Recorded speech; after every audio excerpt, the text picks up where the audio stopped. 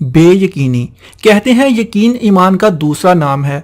यकीन ही वो कड़ी है जिसको मलाते मलाते मंजिल को यकीनी बनाया जाता है। दूसरी तरफ उसके बिल्कुल मुतनाज़ा जुमला बेयकीनी। बेयकीनी की मुख्तलिफ सूरतें हो सकती हैं। कभी ये शक की सूरत में हो सकती है तो कभी नाउमीदी की सूरत में। शक एक ऐसी बेयकीनी की सूरत है जो दौरे हाजिर में हर शख्स में पाई जाती है।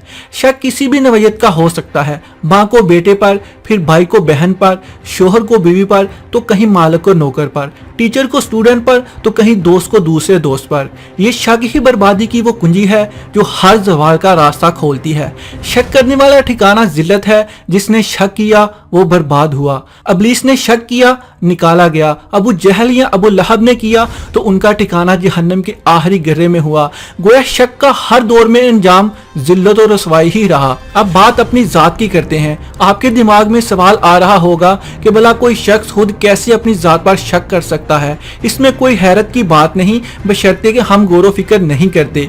आप किसी काम को करने का इरादा रखते हैं और यही कहकर छोड़ देते हैं कि ये मेरे बस की बात नहीं, मेरे पास वैसी ताकत नहीं। यही शक है, क्योंकि वो जात कहती है लक़द हलकना इन्नल साना फी अहसानी तक़वीम।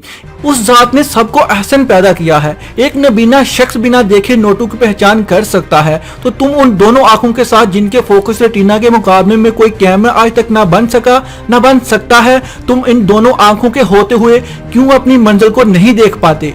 एक नौजवान जो चलने से भी कासर हो, वो भी इंटरनेशनल गेम्स में जाकर गोल्ड मेडल जीतकर ले आए, तो तुम्हारे पांव क्यों तुम्हारी मंजिल से हमकनार होने की तरफ नहीं बढ़ते। एक बच्चा कटे बाजू के साथ कार ड्राइव कर सकता है, तो तुम क्यों नहीं अपने हाथों से अपने ख्वाबों को शर्मिंदा तबीर कर सकते। आखिर क्यों? क्योंकि तुम्हारे अंदर खौफ है, तुम्हारे अंदर बेयकीनी है। बेयकीनी यही शक है। हम दूसरों पर शक बड़ी खुश असलूबी के साथ करते हैं और उन्हें शक की बिना पर न जाने किन किन इल्जामात से नवाज देते हैं। लेकिन जब बारी हमारी जात की आती है तो क्यों हमारी हिस्स, हमारा दिमाग काम नहीं करता। क्यों अपनी जात के दिफा के लिए हम हर जायज़ व नाजायज़ उज़र बहाने बनाते हैं। निकलो बेयकीनी से कि गिर्द राह तुम्हें तकती है। निकलो और बह जाओ अपनी मंजिल की तरफ समंदर की मौजों की तरह, लेकिन मौज भी ऐसी बनो जिसका कोई किनारा ना हो। किसी मंजिल को कबूल ना करो। यही तुम्हारा मुकाम है, यही यकीन है और यही खुदी है। यकीन का सफर ही हकीकत की निशानी है। बेयकीनी गुमराही है, बेयकीनी कुफर है।